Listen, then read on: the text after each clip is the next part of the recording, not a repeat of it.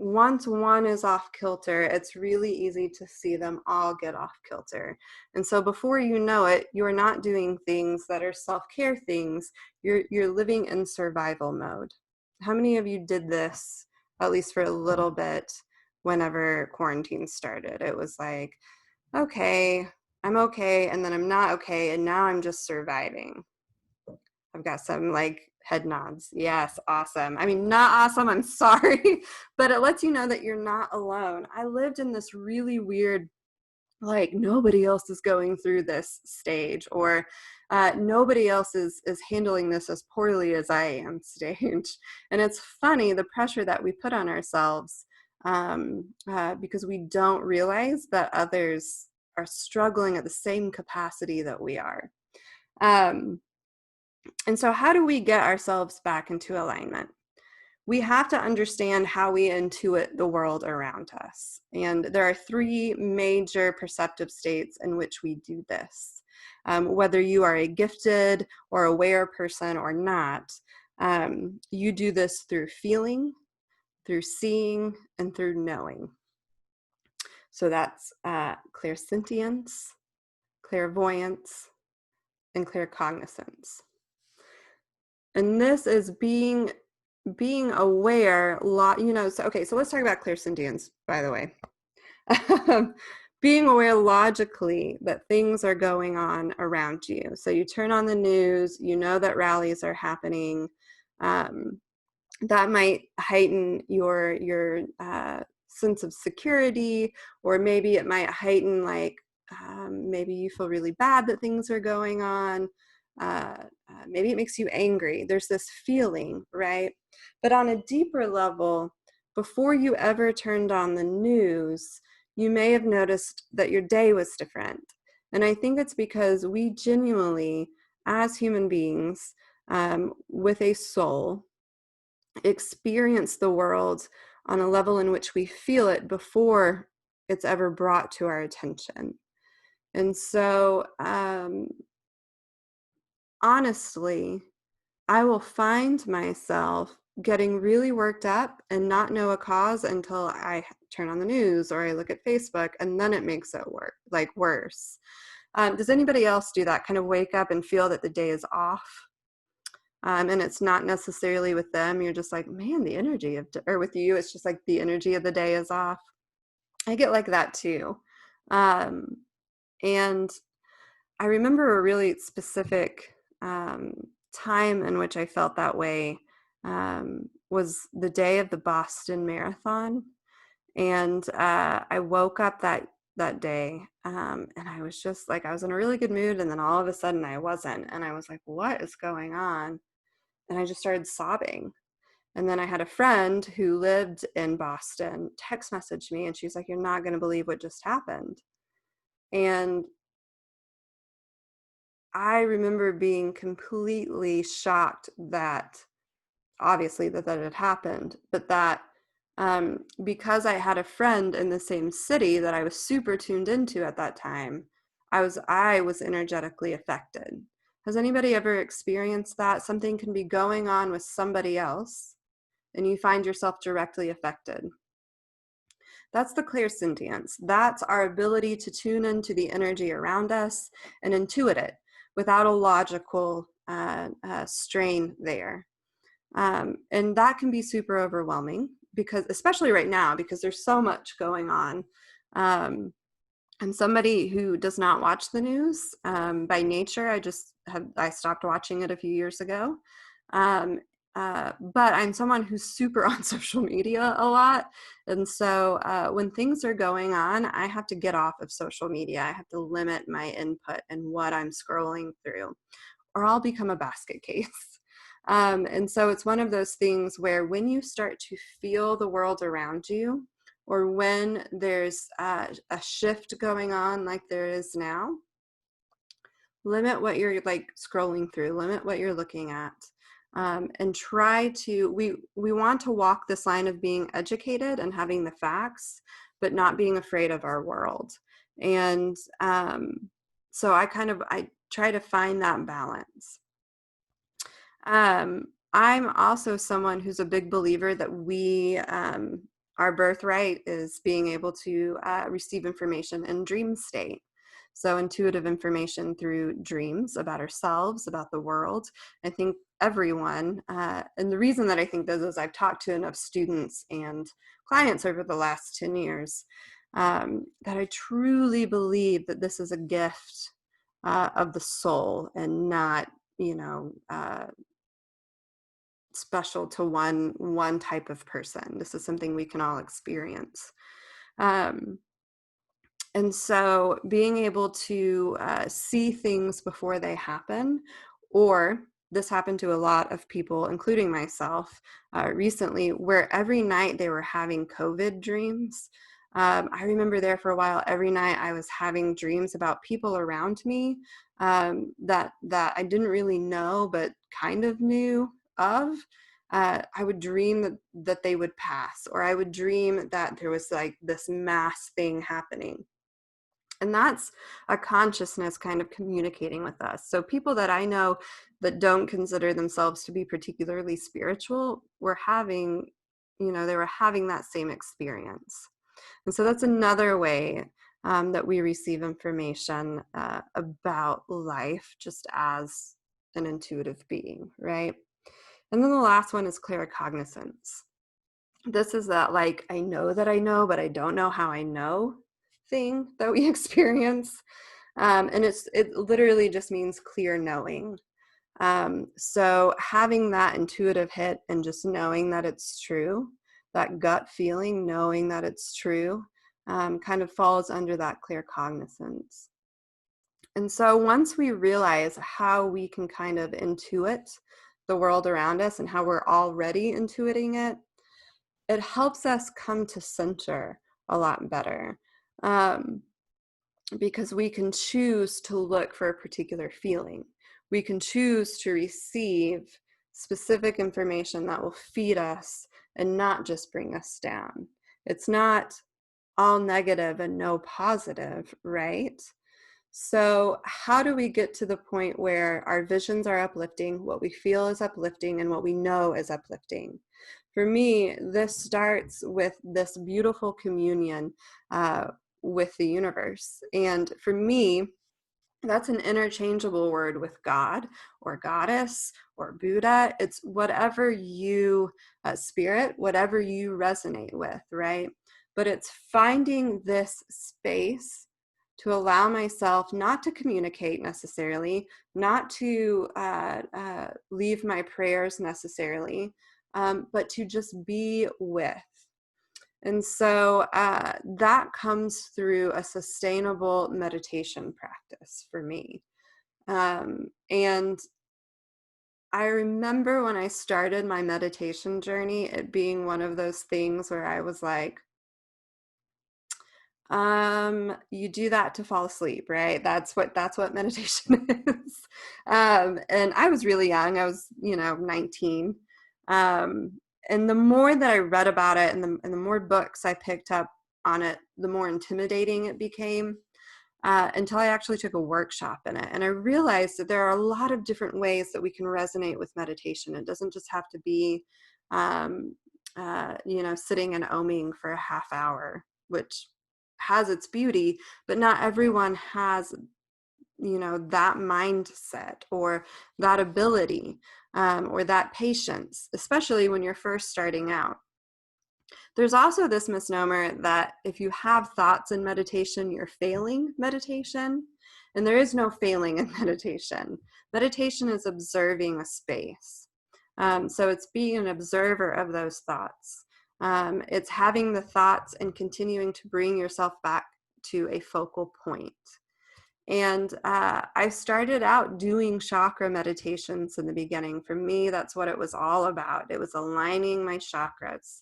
And then it moved into really focusing on my heart space and expanding that out.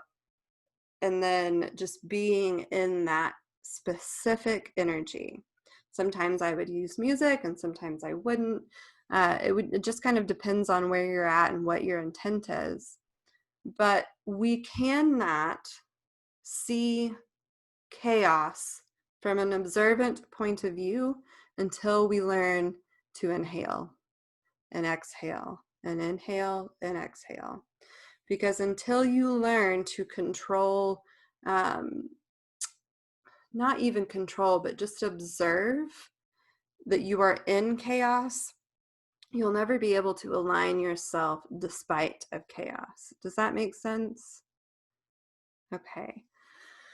So it really does come down to making your breath a priority. So if that means that you jump in your car and you lock the doors in your driveway for 5 minutes, like I used to do when I was a really young mom, that's what that means. And it doesn't have to be this grandiose thing. It's connecting to breath, and breath is life. So if you can connect to the breath, that's 90% of it.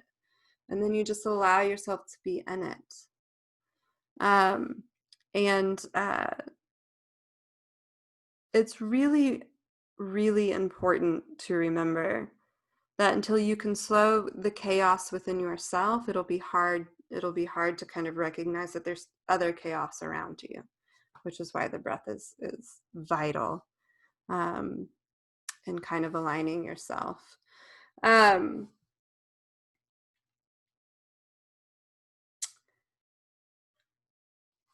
I want to stress this because I get this a lot from students that I talk to. It's okay to not be okay. And it's okay to sit there and say, like, man, I really don't have this figured out. But eventually, you have to kind of get tools to put yourself back together. And so, kind of like the last thing that I want to share with you guys tonight is the routine that I do to actually implement alignment within myself. The first thing that I do every morning, words are hard sometimes, especially when people are looking at you. The first thing that I do every morning that you might see posted on my social media a lot is my gratitude journal.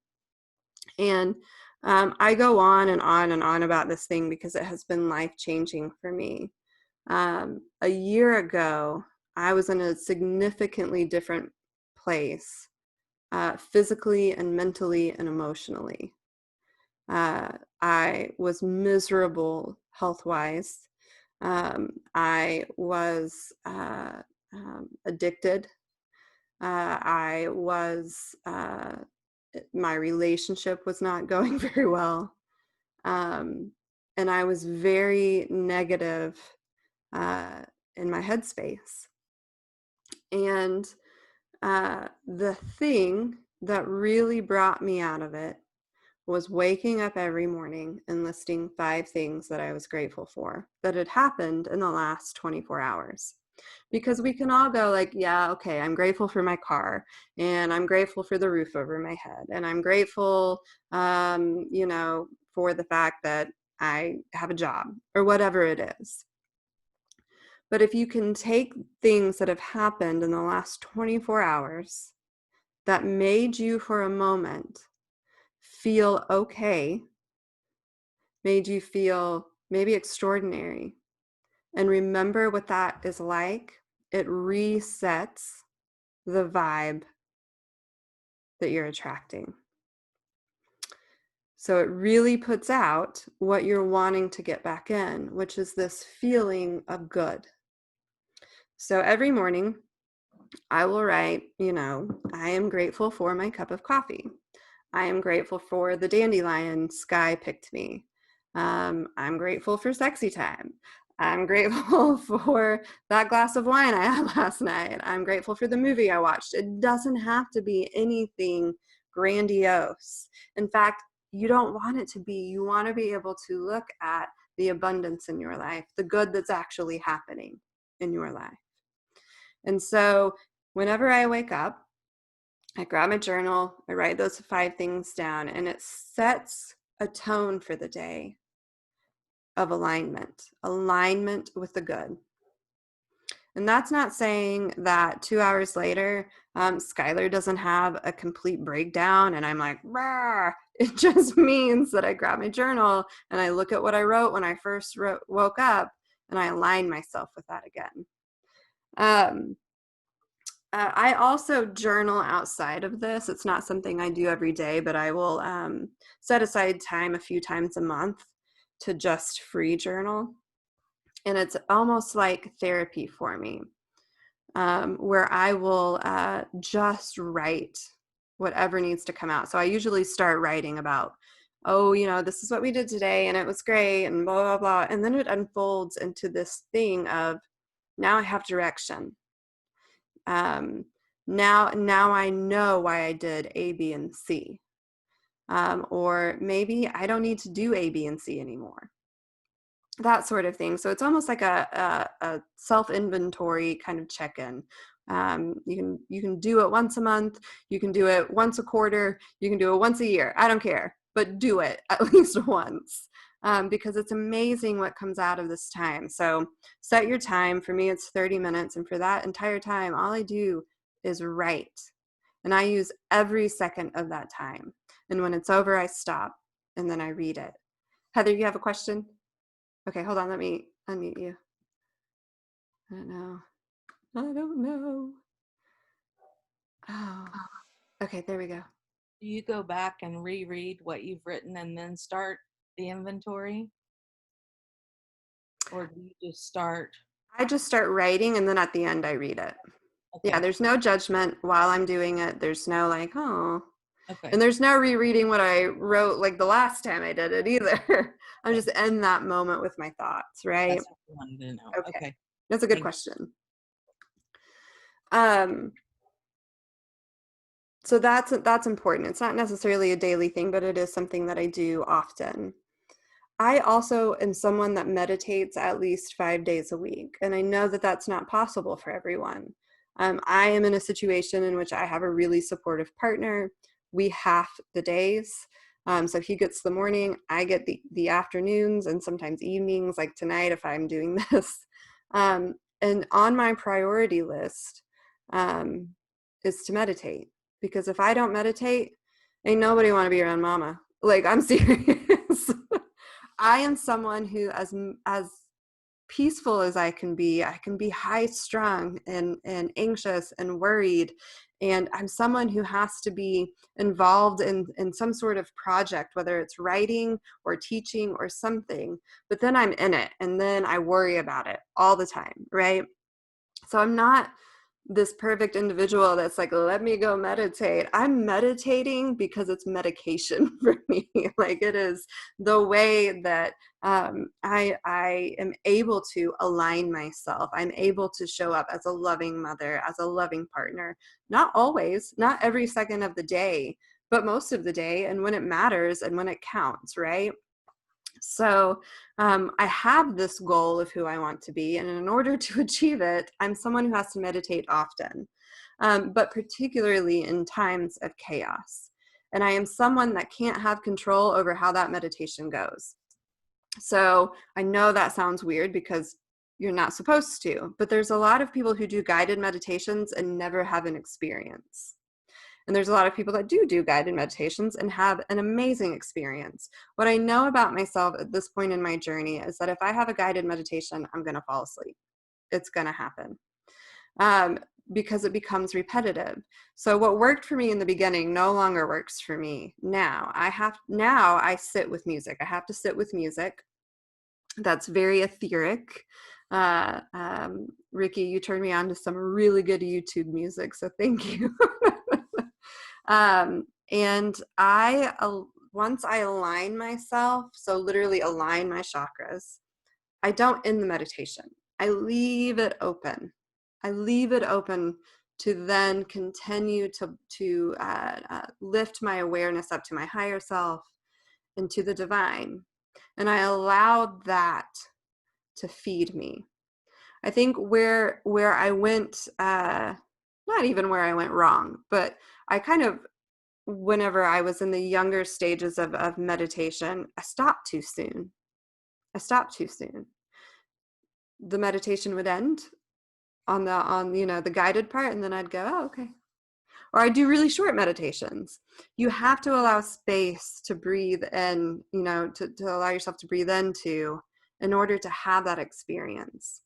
Guided meditations are great and they're very valuable, and I have some free on YouTube, right? So I'm not like, don't do guided meditations. I'm saying open yourself up beyond that as well. Give the divine, give you the universe, give spirit time to work with how you finally relaxed and settled into that space, right? So I'm not saying you have to do it for an hour, but at least open yourself up and then just stay out of it. And it's easier said than done, and it takes repetition, and I get that. um, I especially get that whenever the world just seems to be caving in, whether it's what's going on right now or your own world seems to be caving in. It's hard to even have the ability to sit still long enough, right? And if you know me, you know my journey, you know that I have had times in which uh, my whole world imploded more than once. And so I totally get, um, how do I even sit to do this right now, right? Like, how do I stop my mind? And all I can say to you is you just start showing up 2 minutes a day. Sit down. I don't care if your mind beats you up that whole 2 minutes, but sit down and do it. And then show up tomorrow and do it again. If you're not in that place, right? You're not in a place of trying to heal or work through trauma or chaos. Pick 3 days a week and do that, and just build yourself up. What I've noticed most in teaching is that students want to go from never having ran to running a marathon in a week. And everybody knows that's not possible. You're going to get injured. You're going to fall down. It's going to hurt. You're going to have to stop. You're going to have to slow down and do it right. And so there's no quick fix to knowing how to meditate. But every day that you show up, you come closer to who you want to align yourself to be, and aligning yourself with the divine. And if there was a perfect way, we would all, and it was easy, we would all be doing it. But there is no perfect way. You find a way that works for you. If it's walking a labyrinth, if it's counting your steps in your backyard, and I laugh at that, but I've done that. It was actually a practice. I went to the School of Metaphysics here in Tulsa, and they would have us count our steps as we walked in the yard. And it becomes this thing where you do start to transcend the physical, and you begin to have an experience. And then you're like, oh, so we would count up to 10, and then from 10 to 1, and then 1 to 10, and 10 to 1. And it worked for me. So don't settle on one teacher's way. Find what works for you and align with that, because that will bring you closer to yourself and being able to get control of the chaos in your life, right? Right. So the last thing that I do every day is I pray. I'm not particularly a religious person at all. I don't go to church. I'm not affiliated with a religion. But I do believe in the power of prayer. I'm not someone who speaks my prayers. I'm someone who writes my prayers, but that might be different for you because, again, we're all different. And I will write everything from what's on my heart that day to, again, the gratitude in my life, to what I want to manifest into my life. And I do this every single day. And it's not long. It's maybe, 5 minutes of writing. Sometimes 10 if it's like a really, really loaded prayer that day. But what it does is it takes it out of my mind and puts it into life. So that's why it works for me. If you're someone who enjoys chanting, you might enjoy saying your prayers, then that will work for you. Do that.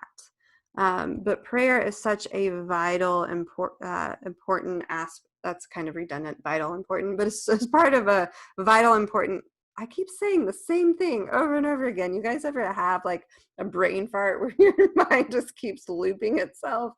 I'm having that moment. It's such a vital aspect to our journey, is to be able to breathe into life what we want to create. So do that however is best for you, but do it.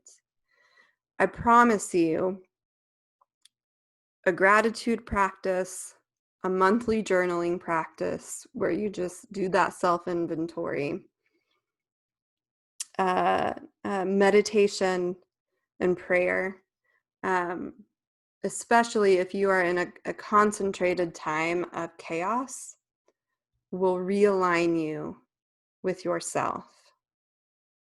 So, that being said, does anyone have any questions? Feel free to unmute yourself.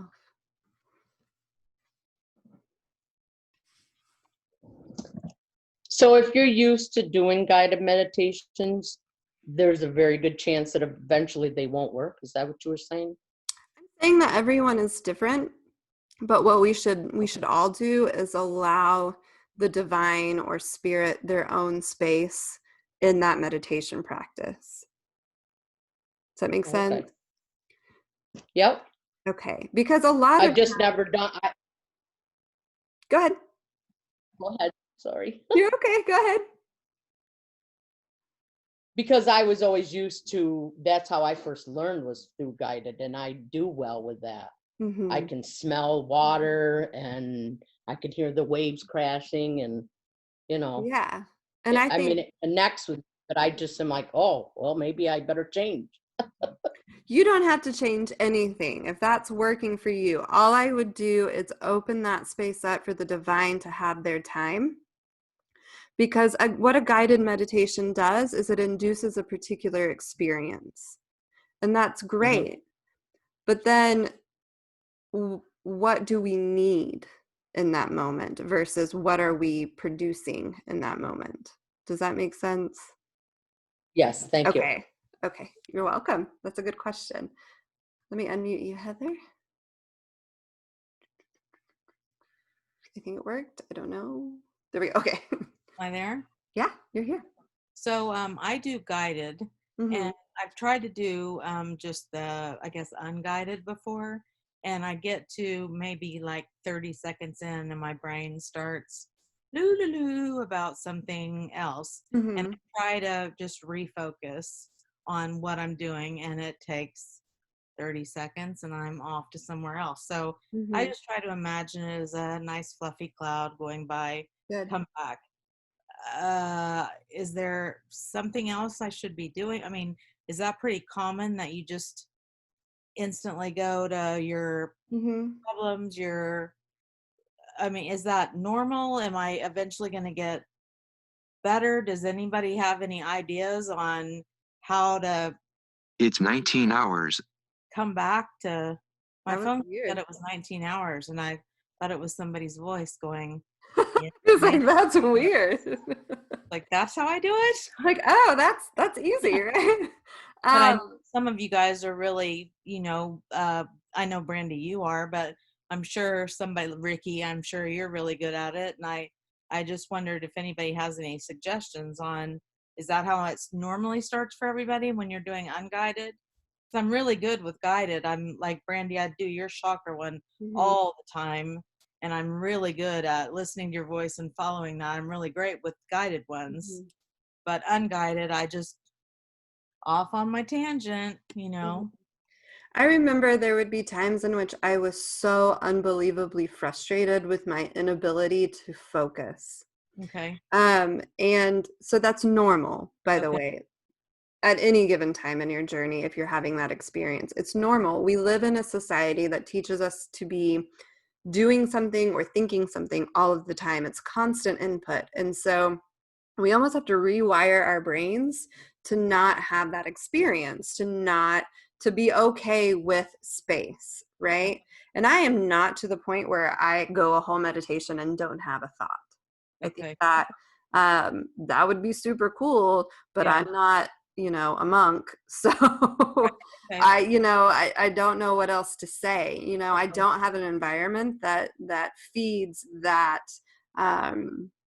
ability. And so I'm okay with the fact that I have thoughts. So first is acceptance, like, oh, this is going to happen. That's fine. But sometimes what I did in the beginning of my unguided meditation journey was I focused on a candle. And I brought my attention back to that candle every time my mind wandered. Okay. So I didn't even do it with my eyes closed. I just focused on that candle. Okay. Okay.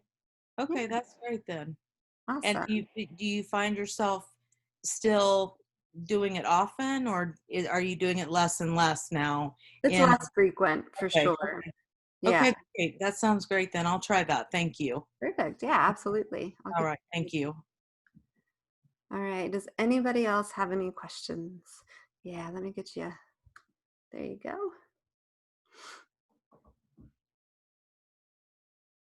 Nope, still can't hear you. Let's see. It's different. There we go. Okay. So I understand you have chronic pain, is that right? I Okay. do. So when you're having issues with whatever it is, like mine's my neck and my back. So when you're having issues with that, how do you stay focused? How do you bring back to where you're not thinking about where you're hurting? So if I'm in the middle of a flare and I'm in a lot of pain, I will lay down. I don't sit up in a chair. And I will use as many pillows as it takes to find comfort and allow my body to relax before I ever go into meditation.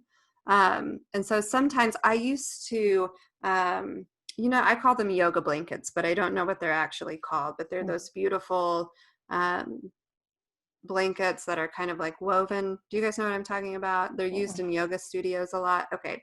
I would roll one of those up long ways and lay on the floor. And this is going to sound uncomfortable, but it wasn't for me.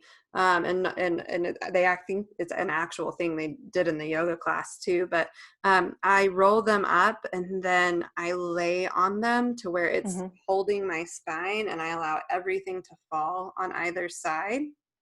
And it's amazing the relief that support brings my spine, because I have a lot of hip and lower back pain. And then like you, I have the neck pain and the shoulder pain. And so I totally get it. But it's finding a position that you can lay down or sit up or whatever works for you, in which you are completely comfortable and supported by what's around you. And then working with yourself to refocus and not fall asleep. I was going to say, I generally fall asleep if I get too comfortable like that. So yeah, and sometimes that's what your body needs in the moment, and that's okay. Like, people are like, oh, well, I fall asleep. And I'm like, well, maybe that's what you need right now, because your body will do what it needs and your soul will do what it needs. So allow that to happen too, if that happens.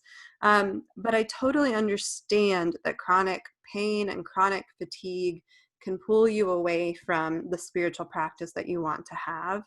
And for me, it was about, and it still is about repetition and showing up. And it's a part of that alignment. It's kind of part of what we've talked about tonight. It's like recognizing that that's the place that you're in, and then allowing yourself to show up in a different way.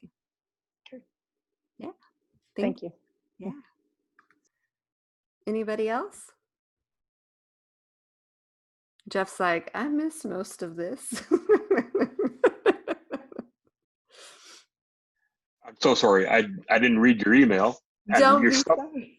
your stuff usually starts at 7, and I'm like, oh, I'll be all I right. know. But I oops, always start everything at 7, and I'm being a rebel. I was like, let's start it at 6. it'll teach me to double check things twice. That's all. Thanks for joining us. I'll send you what I have recorded, which I think I missed like the first bit of it before I realized it wasn't recorded. So either tomorrow, first of all, does anybody else have any more questions? Okay. So tomorrow or Thursday, I will send you this playback. If you don't want it, don't watch it. Won't hurt my feelings. But I'll also send you some links to my YouTube channel that have some resources on there that might help you realign. I'll send you a link to the journal that I use every day. You don't have to buy it. You can simply just go, no, thank you. I don't, it's not a paid advertisement or anything. It's just the one that I use because I get that question a lot. Yeah, I'll send you that stuff.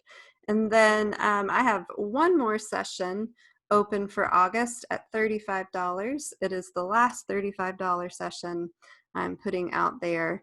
And then I've had a lot of questions about when will you be doing in-person sessions again. And I will start those in September, but I have a waiting list. So I don't know how many will actually be available in September, but in October, I'll be starting those again. So thank you. I said that we would go to till no longer than 8. Oh yes, let me unmute you.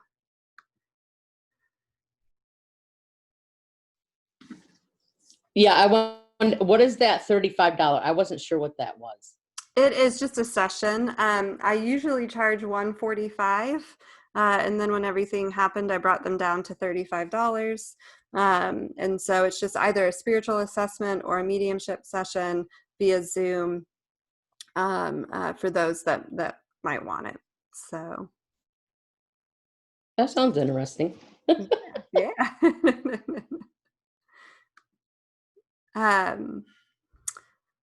Right. So Heather, I'll text you and answer you back. Right. I hope that tonight was helpful. I hope that you found some inspiration in it. Tomorrow, if you think that a friend might like the playback, feel free to send it to them, share it, get it out there. I'm okay with that. Whatever will be useful and helpful to you and those that you love. And yeah, that's all I've got for you guys. So I hope you know that the universe loves you, that spirit loves you, and that I love you. Have a really good night, and I hope to see you soon. Thank you so much. Bye. Thank you. Bye. Thank you. Thank you.